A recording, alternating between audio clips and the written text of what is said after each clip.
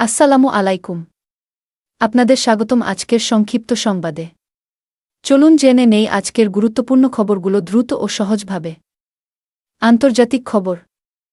মধ্যপ্রাচ্যে আবারও উত্তেজনা বৃদ্ধি পেয়েছে। গাজা পরিস্থিতি নিয়ে আন্তর্জাতিক মহল উদ্বেগ প্রকাশ করেছে এবং যুদ্ধবিরতির জন্য নতুন করে আলোচনা চলছে। বিভিন্ন মানবাধিকার সংস্থা বেসামরিক মানুষের নিরাপত্তা নিশ্চিত করার আহ্বান জানিয়েছে। প্রযুক্তি বিশ্ব। কৃত্রিম বুদ্ধিমত্তা বা এই প্রযুক্তি দ্রুত ছড়িয়ে পড়ছে।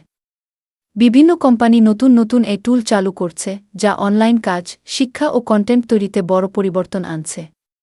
বিশেষজ্ঞরা বলছেন ভবিষ্যতে চাকরির ধরনেও বড় প্রভাব পড়বে। বাংলাদেশ। দেশে দ্রব্যমূল্য নিয়ন্ত্রণে বাজার তদারকি জোরদার করেছে সরকার। রমজান সামনে রেখে নিত্যপ্রয়োজনীয় পণ্যের দাম স্থিতিশীল রাখতে প্রশাসনের অভিযান চলছে।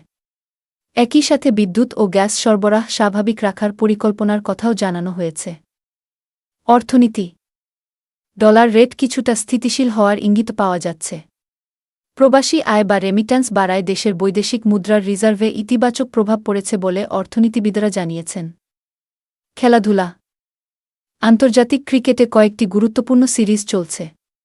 আগামী ম্যাচকে সামনে রেখে দলগুলো অনুশীলনে ব্যস্ত। ক্রিকেটপ্রেমীদের মধ্যে উত্তেজনা বাড়ছে। এই ছিল আজকের সংক্ষিপ্ত সংবাদ।